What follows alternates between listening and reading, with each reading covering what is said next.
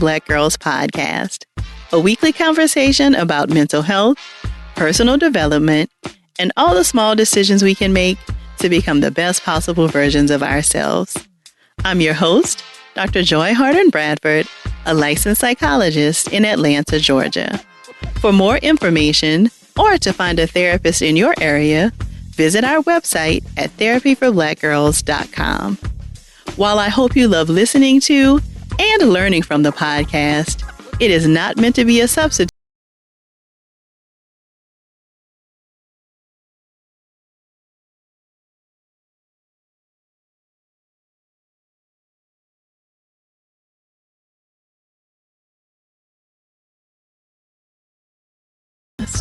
We'll get right into our conversation after a word from our sponsors.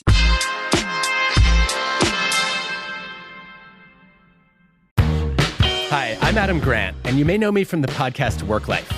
I've started a new show with the TED Audio Collective called Rethinking, where I talk to some of today's greatest minds about how they see the world. Hear from scientists, artists, and entrepreneurs on the assumptions they challenge and the mindsets that fueled their success.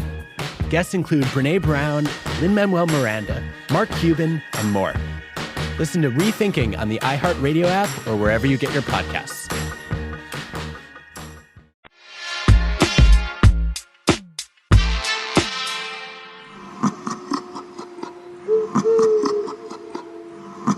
It's officially spooky season, y'all. For many of us, the idea of gazing into the darkest parts of ourselves is more terrifying than any Halloween thriller or monster movie we could ever watch, which is understandable. It can be difficult emotional work to dig up the parts of ourselves that we'd rather bury 6 feet under. The repressed parts of ourselves often challenge who we think we are and bring up feelings we'd rather forget. But what if we learn to integrate and accept the parts of ourselves we hide in the dark?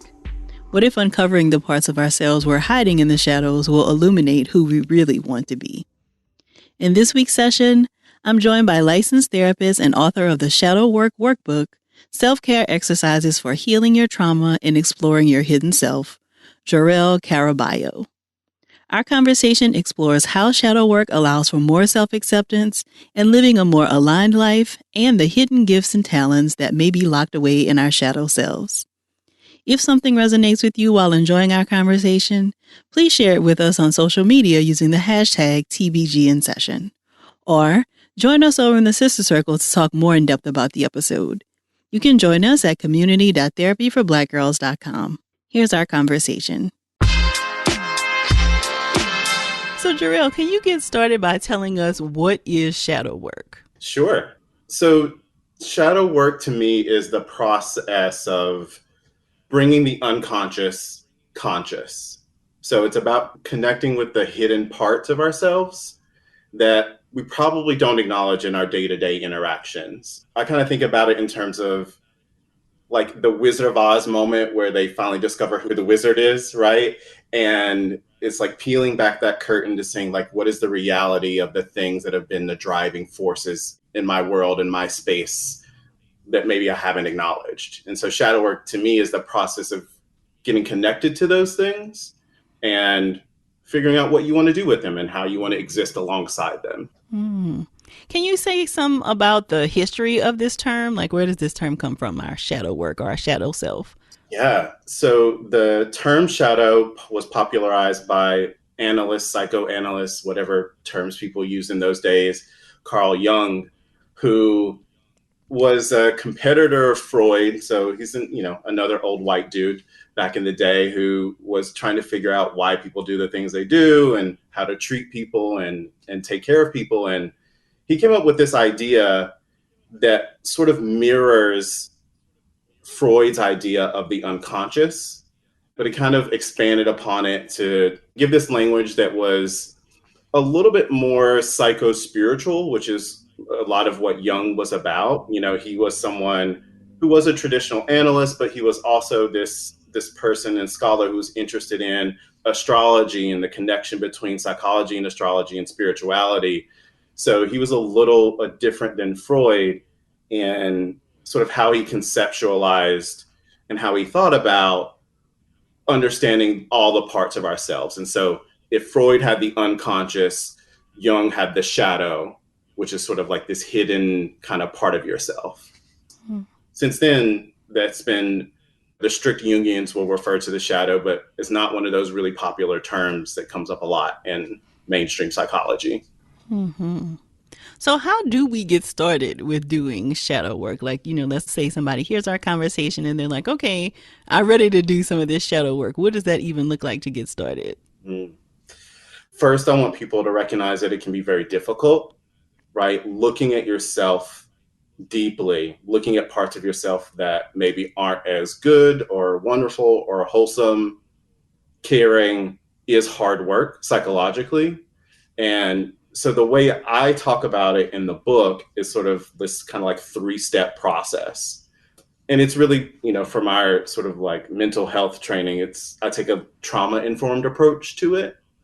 So one, it's important to really pace yourself, because this is difficult emotional work. It's probably going to bring up some not so great things for you. But then 2, it's like you want to have this process of setting yourself up for success with grounding or some sort of, centering experience. So you can really, 1, get past your normal sort of day-to-day defenses and feel secure in the work that you're about to do. Then you can really get into sort of these journal exercises that are in the book, these sort of reflections on these deeper parts of yourself. And then, and this is the part that's not often talked about, and what I'm really glad about that happens in the book, is that every topic also comes with a set of affirmations, because ultimately shadow work is about accepting and integrating. It's not this idea that you have these bad parts and they only exist to be bad and you are bad. No, it's the opposite. It is, shadow means we all have the capacity for whatever impulses, darker impulses, if you want to put it that way. So if we can accept those as just a fact of being human, then we can integrate them and we can find ways to engage with them that are less harmful to ourselves and to others. So that 3-part process, I say grounding or centering, like then doing the work of journaling, reflecting, and then affirming yourself and working on self-compassion is the way to go. So can you say more about like why this work can be really difficult for people? Like what kinds of things typically come up that make this process a little more daunting? Yeah, I think there's so much. And I also have to say this, I think in some ways, most mental health professionals are shadow workers, whether they take on that moniker or not, right? Because it's about, a lot of times we're trying to help people, not always, but a lot of times we're trying to help people get insight, which is sort of looking beyond what they have been able to look at so far. And I think with that, like once you sort of look behind the curtain, so to speak, like there are things that come up that are really uncomfortable, right? Like if you think of yourself as a compassionate or thoughtful person, yet you realize that you have the real capacity to have these sort of aggressive impulses, right? Then being able to like seeing that and feeling that can be really hard, because it really challenges the idea of how you see yourself. And so I'll give a personal example, which happens a lot in New York City, because that's where I live. I consider myself a pretty conflict averse person. I don't like arguments. It's just like not my jam. I grew up in a house that was very calm, probably too calm, right? And so I really avoid that. But if I'm on the subway, right, and someone steps on my foot, my first impulse, the first thought I have is like, I want to push or punch this person, whether they intended to do it or not, right? That's my immediate visceral impulse, is like defend. Even though I know better, even though I know it's crowded, maybe like they weren't paying attention, like whatever the rationale is, that's my visceral impulse. But that's not how I live my life. I've never done it. I don't really want to do it. Right. But that impulse comes up for me. And to me, that's something that's so baseline shadow that like I feel that no matter what I do. So instead of judging myself and then saying, oh, like you're a horrible, violent person, what you really want to do is just hurt the people around you. You want to take advantage of your size in these ways and you want to punish someone. and make myself feel bad for that, I can say instead, I'm having this reaction. It's because someone did something that pained me or hurt me. How do I actually want to respond? It's okay that I'm having that reaction. It's not okay to do it. So then how do I keep myself from doing it? I can accept that like that impulse comes up, that those feelings come up. And I can say, okay, maybe a lot of people might have the same visceral reaction, but there's something about it that keeps us from doing that. So maybe I'm like everyone else. Maybe I'm okay, actually. Maybe I'm not an evil, horrible person who wants to harm other people. Maybe it's just a reaction. And that I can live with myself with that. And so that's kind of the idea of like, it may bring up these feelings or things that don't feel great and really challenge how we see ourselves. And so that's why the compassion piece is so important. Mm-hmm.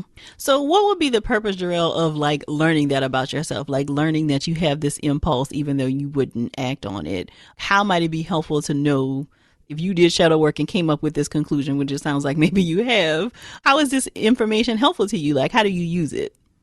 Well, I think the way that it's really helpful is that if you understand this about yourself, and I think was also Jung's theory, right, about integration and individuation, which basically means if you come to understand that you have the capacity for these darker, more difficult feelings, thoughts, behaviors, etc., if you can accept that maybe that fantasy exists in which you'd like to like push the person who stepped on your shoe, if you can accept that, then it actually reduces the likelihood that you're going to act out on that fantasy, because you realize it's just a fantasy and everyone has that kind of fantasy. Most people aren't going around hitting people, right? Even if you can do that with the other emotional pieces too. If you get into an argument with your partner and you have this moment where you're like, I'm going to say the thing that I know is going to be the thing that's going to hurt them. I'm going to go for it because I want them to hurt as much as I hurt right now. That's also shadow. And so if you can integrate that, if you can say like that impulse comes up, then maybe that's something you can keep yourself from doing even in those moments too. You can say, oh, I'm feeling really hurt right now. I'm feeling this impulse to hurt you back and I'm trying to stop myself. So maybe we need to take a break here. And it can be helpful in so many different areas of life so that things don't escalate, even if we're not talking about like physical aggression and violence. So, you likened it early on to kind of Freud's concept of the subconscious. And so, Jung's work is really looking at like our shadow and these things that we want to repress about ourselves. Like we don't even want to acknowledge this to, to ourselves and other people. Why do you think we work so hard to repress some of these pieces? One, I think that it's natural, right? And so, if we go back to some of those old school theories about psychology, is that we have these innate sort of defense mechanisms that help us protect ourselves from difficult feelings, from painful emotional experiences, etc. So in part, I think that it's natural. And I think that it's really difficult for people to sit with negative emotions in general, right? I think that's in part because we have these natural defense mechanisms. But I also think that there's a lot of social messaging that we get about how to respond to our emotions. So I think there's a lot of pressure out there to be positive, to be a good person, to have these certain kind of values. And so if you start to understand that there are parts of yourself that don't fit completely within those values, it's hard to look at that. It's hard to face that. And so I think a lot of times we don't want to do that work of looking at ourselves more deeply, because not only does it challenge how we see ourselves, it may challenge how other people see us too.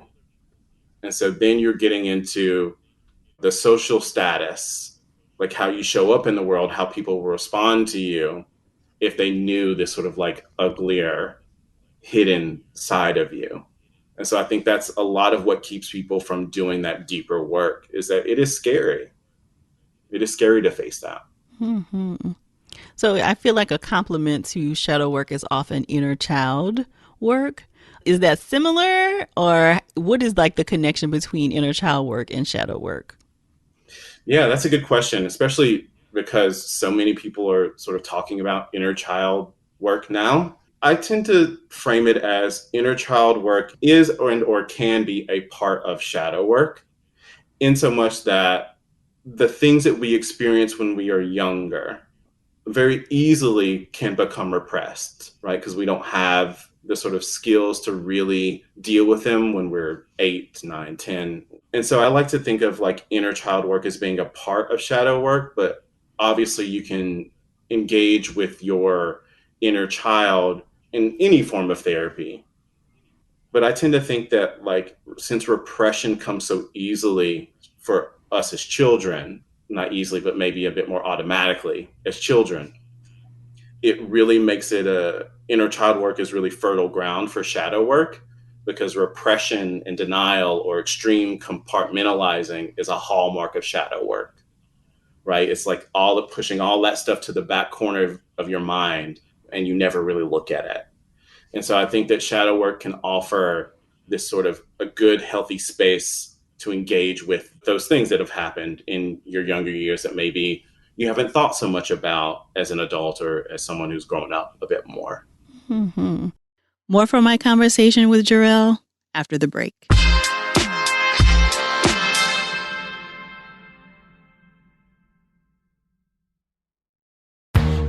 Hi, I'm Adam Grant, and you may know me from the podcast Work Life. I've started a new show with the TED Audio Collective called Rethinking, where I talk to some of today's greatest minds about how they see the world. Hear from scientists, artists, and entrepreneurs on the assumptions they challenge and the mindsets that fueled their success.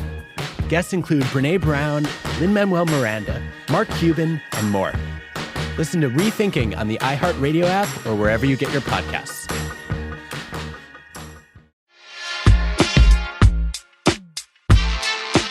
So I want to read a quote from the book that really stood out. So you said, many people think that the shadow self is all about the hidden, dark, and scary material of our lives. While the shadow is the holding space for that kind of material, it also holds personal gifts and talents that have since been tarnished in your mind. Can you say more about the gifts and talents piece? Yeah. Also, it's so weird to have your words read back to you. I'm like, oh yeah, I did write that. That sounds all right. I did say that. Yeah, and I think this is a good follow-up from the inner child piece, is that anything that is deemed socially unacceptable is also right to be hidden in the shadow. And so that social response can be like the greater culture. It could also be in your immediate family and caregivers and that sort of thing. And so many of us, especially if you're more creative, right? I don't know. I'm also a Black man who grew up in the Bible Belt of North Carolina. And so being creative, right? Wanting to write, wanting to do things that weren't athletic and that sort of thing were problems. They're like, no, immediate family was kind of fine, but like the greater social messaging was very clear. Like, no, you should be doing these other things. And as a result, like those ideas of the things I wanted to do kind of got pushed to the side a lot, right? And I kind of forgot about them.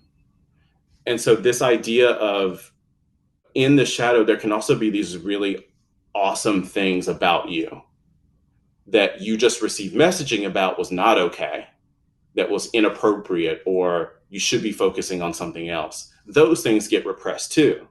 And so shadow work can really help you reconnect with those parts of yourself so that you now, as an adult, have the active choice of like, who do I want to be with this talent now? Who do I want to be with this gift? Who do I want to be with this personality trait or part of myself? Could that actually be okay?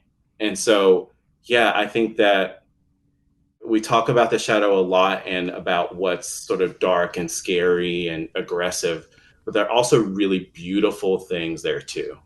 And I think that being able to work through the sort of barriers, the language, the messaging to find out and reconnect with what makes you you is a really important facet of shadow work too. Mm-hmm. Yeah, and can you share any like journal prompts that maybe you shared in this part of the book particularly for touching on some of this like early childhood stuff that we may have kind of lost connection with? So in talking about connecting with hidden gifts or talents, like one of the prompts that's offered in the book is Well, the prompts are designed to help you sort of discover what the gifts might be, but also discover what the barriers have been. So it starts off with like, what gifts or traits did you have when you were younger that you've lost contact with? What were they? Right? So what were the things that really made childhood great for you? What things were you interested in? How did you see the world then that maybe you felt like you've lost contact with? And then exploring, well, what contributed to those barriers? What's made that distance persist for so long? Right? Is it the social messaging? Is it the family messaging? Is it preoccupation with other goals in your life? And then starting to think about, now, are there ways in which you can bring that back into your life as an adult? How could that fit into your life now? And getting people to think about that integration piece of saying, like, I can bring this thing about me. Maybe that's really inherently me, an inherent part of who I am. How can I bring that forward again? Because maybe it's okay now. Now that I have the choice, maybe I have more agency, I have more strength to defend it. Do I want to bring it forward now? And how do I want to make it a part of my life? And so it's those kind of questions and reflections that are in the book. Yeah, and I really appreciate that. That sounds like a very straightforward kind of a prompt, but when you think about it, especially in the example that you gave, right? So, these pieces of yourself that you couldn't connect with because of family pressure. Now, as an adult, if you're journaling on this or writing to this, then you're also having to come to grips with, well, what other things did I learn from my family? And like, what kinds of messages have I internalized that maybe weren't based on what I truly am interested in? That's absolutely the point, right? And that's a really beautiful idea. I mean, you know this as a mental health pro, is like, that's a beautiful thing to offer to someone. It can also be scary because then you're like, oh, wait, did I waste time? Am I the person who I actually want to be? Am I not? Like, what does this mean? It brings up so many difficult feelings that you may have to sort through. Mm-hmm, mm-hmm. So in the book, you also talked about attachment styles. Can you talk a little bit about how attachment styles are connected to shadow work? Yeah, I think that, and there's also a lot of conversation about attachment these days, sometimes too much, to be honest.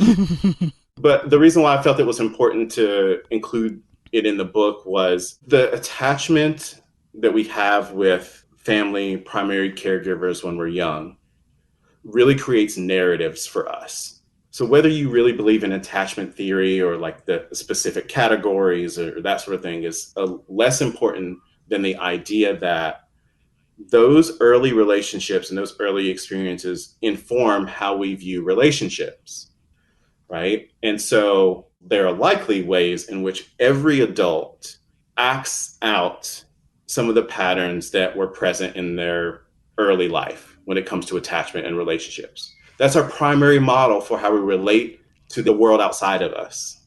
And if there are things in our history that have been difficult for us as it relates to relationships, early experiences, if we can reconnect with those, if we can give ourselves space to connect with whatever that hurt or that difficulty or that challenge was, then we can actually start to heal it. Then we can create a new narrative. So then maybe it changes from, I don't know why I have a hard time trusting people, to, I know why I have a hard time trusting people. And this is something I'm going to work on and bring to every relationship moving forward. And so that's why I thought it was important to include some conversation about attachment. I don't know if you've had this experience. I've certainly had this experience of, you forget a lot of the details about childhood, these sort of little moments that have happened, until something really random triggers it. And it doesn't even have to be like traumatic, right? It could just be this moment where you got like this very special toy, right? And that meant something. Maybe it meant something in the context of that relationship with that person, and you haven't thought about it for 20, 30 years. But maybe you see the toy, that memory comes back, and then you sort of connect with this idea of like, oh, like, why was that thing so important? Why was that moment so important? There's probably something there that you don't consciously think about most days, and you probably shouldn't think about every day, right? But there's something there that if you uncover it, it probably has some meaning and informs how your relationships move now. Yeah, and I can definitely see, kind of based on, like you said, the theories of attachment and thinking about like our very early childhood experiences. Like, I feel like those are ripe for shadow work, right? Like the idea that because of whatever connection or lack of connection you maybe had with early caregivers, this is how you now show up in relationships. I can imagine that there's like a lot of shadow work that can sometimes need to be done there. Mhm. For sure. And I think it's just, like you said, it's ripe Yeah. with material and information. And why not make use of those things? And the idea is moving something from just a memory or a potential liability to something that you can use productively and progressively in your life moving forward. Right. So, what do you feel like are some of the most common misconceptions about shadow work? Mm. It's kind of funny because I don't think there are a lot of misconceptions about shadow work because I don't think a lot of people even know what it is, to be honest.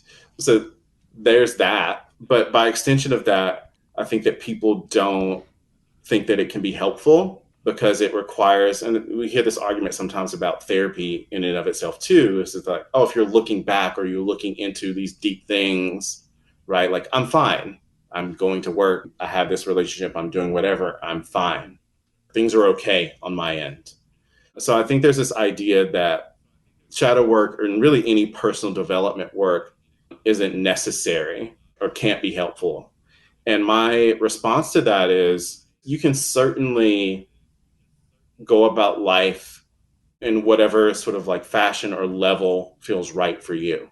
That's not the point of anything that I offer, is to say that you're wrong. I think the idea is that whether it's with shadow work or anything else, is that if you want to have deeper insight, if you want to look at yourself from a different lens, if you want to have support and in exploring yourself in a way that creates a life that really feels aligned for you, then this is why this work can be valuable. This is why it can be helpful. More from my conversation with Jor-el after the break.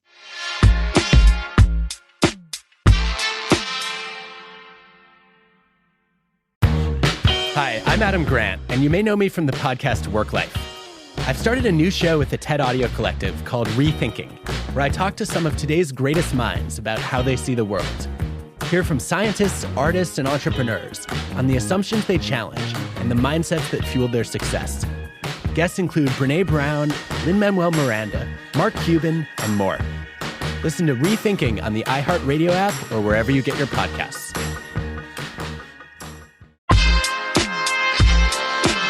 You mentioned earlier that you feel like a lot of therapists do shadow work, whether we call it that or not. How are you envisioning perhaps therapists either using this with their clients or clients maybe bringing the workbook to their sessions and using it? How are you envisioning that? Yeah, that's a good question. I think it's both. And what's really interesting about this is that it's entry based, right? You pick out a topic or a theme that you want to look at, and that's how you can work with it. And so I've even used some of these prompts and these sort of themes in my work with clients. And so usually, like, this is a good, for therapists, like, these are good homework activities, right? So if you're trying to peel back some exploration and have a client go further in thinking about something, this is a good entry point or a good way to deepen that conversation. And then you can continue to explore it in session. And, the point of any, at least to me, a book like this is also that people have access to do it themselves, right? They can, if they feel comfortable, they feel like they can sort of do this work on their own, they can, right? They can buy the book, they can do the entries in a way that suits them, and or they can also bring it to session. Clients bring things to me all the time, say like, I saw this thing and like it made me think about this, or like I saw it and I kind of felt weird about it, can we talk about it? That happens all the time. And so I think that something like this could also be really helpful in giving this sort of like I said, like an entryway into a deeper exploration that is less about what's happening in someone's life day to day, but is more about the broader themes and the deeper stories we have about ourselves. Jor-el, are there any contraindications for shadow work? So is there any reason why someone might not want to do shadow work, maybe given what's going on in their lives, any particular like mental health concerns? Are there any concerns that you would want to kind of put out for people around doing shadow work? Yeah, absolutely. I think first and foremost, if someone is in any space of crisis, this is not the space for them to be doing this kind of work. So that's number one. Another one, which I mentioned briefly in the book, is it can be really difficult for people who are struggling, actively struggling with depression and like severe depression to do some of this work because, like we mentioned earlier, it reveals some of the negative things that we think about ourselves. And my experience is that people with really severe depression have no trouble doing that. That's often the problem, is that they're overly identified with the parts of themselves that maybe aren't as good or not as well. And so if someone is really in a moment, maybe not of crisis, but in a deep depression, really struggling, I would say this is not the time to do this work. Like, wait until you feel a lot more centered, a lot more grounded, where you feel a lot more secure, until you sort of get into this, because it's just going to reinforce maybe some of those negative stories, because it lends itself to those, like we said, darker thoughts, darker feelings. And if you're already struggling with that, you don't need more. So just wait on it. I appreciate you sharing that. Are there particular experiences or stressors in our lives that kind of force us to deal with our shadow self? Yeah. I mean, I think there's so many. I'll share from a personal experience, and one of the entries in this book was like, there was a very meta process happening for me. So one of the entries is about this idea of sort of leveling up, and like in your career or your personal life in some way, sort of like facing another challenge. And so for me, as I was writing this book, was that for me. It brought up all this other stuff from my own shadow. And I'm like, oh, I'm good. I feel confident in my work. I know what I'm doing. Yes, I still try and learn all the time, but like I feel settled and grounded in that. And then all of a sudden, the prospect that this book was going to happen came up. And all these old stories came back of like, really? You going to do this? Do you think you can do this? Why would you be the one to do this? Someone else will be better to write this book. You should probably not take this risk. And so, rising to a new challenge can certainly bring about sort of like shadow or sort of subconscious material to the surface. And that's a really good thing, right? It's a beautiful thing that I've been able to contribute in this way. But it was hard for that reason. So that's an example. I think any period of major change can be super revealing. And I often think about it as like, sometimes when we are really jostled or like shaken, that's a moment where there can be a lot of learning. It can be very revealing to us. So I think for a lot of people, this is something that happened throughout the pandemic. Like this big, huge thing happened and people were like, oh, maybe I'm not okay, actually. Maybe I don't like the life I've been living, actually. Maybe I don't like this job. Maybe I don't like this partner. Maybe I don't like where I'm living. What have I been doing? I've certainly seen people making a lot of changes because they were faced with this sort of kind of existential crisis. And so it made them pull back that veil on themselves to say like, oh, I've actually been feeling this way for a while now. I just never connected to it. I never paid attention to it. Now, what do I want to do with it? So a couple of things, Jor-el. I feel like you just gave me the material for my own therapy session, as I'm also in the book writing process and feeling like I identify very much with what you're sharing, right? Like just this idea that you're doing this new thing that like stretches you in ways that you could not have imagined. So one, that.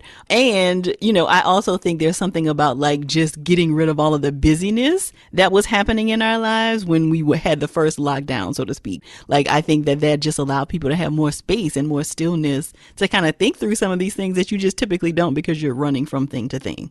Yeah, absolutely. Like busy and hustle culture, it certainly keeps us from ourselves in a lot of ways.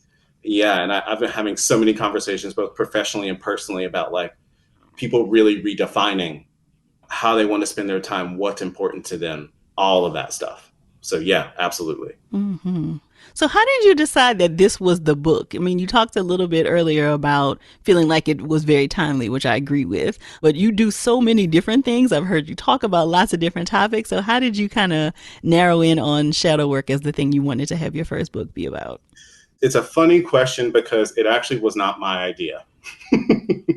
This is in terms of like this being the thing that I was going to put out first. Essentially, what happened was I had written and shared some information on the idea before, and an editor reached out to me and they said, hey, we think that something along these lines could be really good for what we do and what we want to offer. Like, what do you think? Let's have a conversation about it. And it was really in that process where I said, okay, so maybe this is the thing. Maybe this is the start of another era of sharing information in a different way. And I'm honestly just really happy that it's this idea, because I am so to the point of like these personality traits that might be shadow kind of stuff. Ever since I was very, very young, I was called someone who was deep. And in early parts of my life, it was kind of a criticism. It's kind of strange to be like a 9-year-old, like, what does this all mean? But that's who I am, right? And so, once we started having these conversations about the book, I said, this is a really interesting opportunity to take people there and to really take it a step further, take the psychology stuff a bit further and say, all right, well, let's get into the ugly a little bit.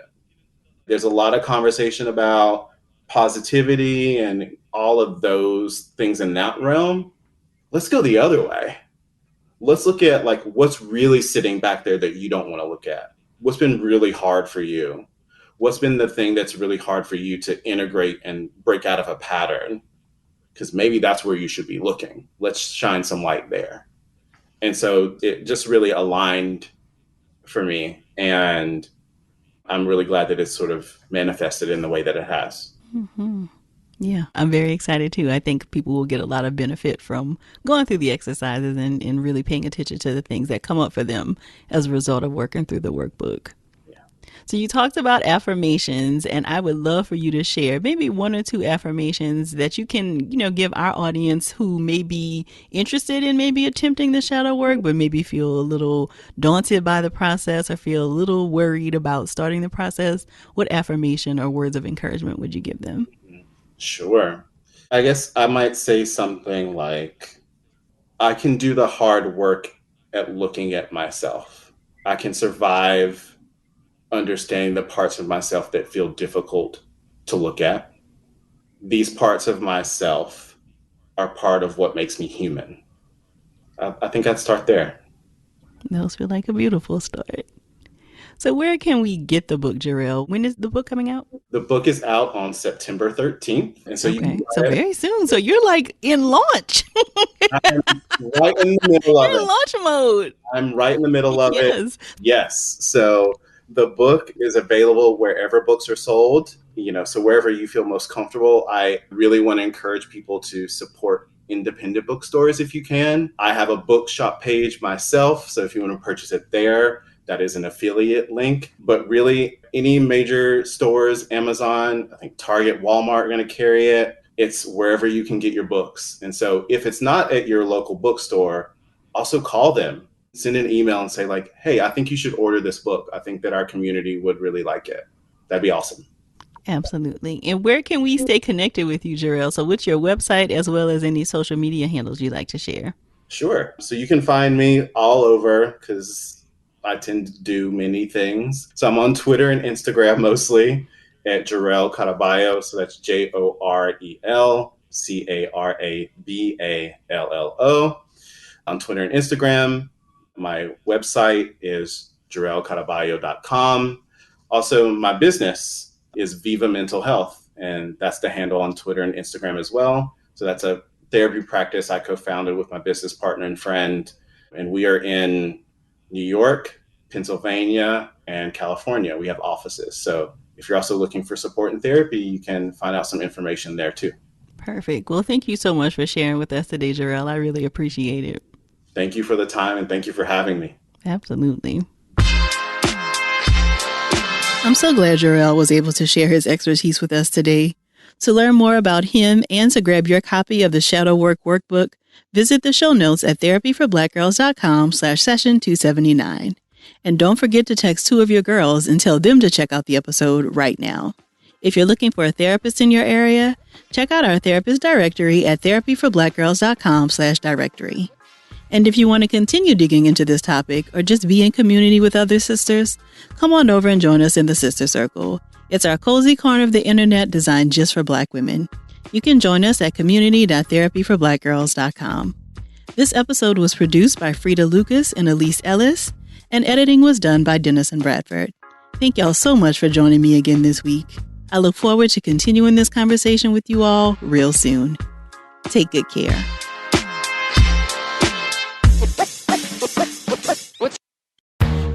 Hi, I'm Adam Grant, and you may know me from the podcast Work Life. I've started a new show with the TED Audio Collective called Rethinking, where I talk to some of today's greatest minds about how they see the world. Hear from scientists, artists, and entrepreneurs on the assumptions they challenge and the mindsets that fueled their success. Guests include Brené Brown, Lin-Manuel Miranda, Mark Cuban, and more. Listen to Rethinking on the iHeartRadio app or wherever you get your podcasts.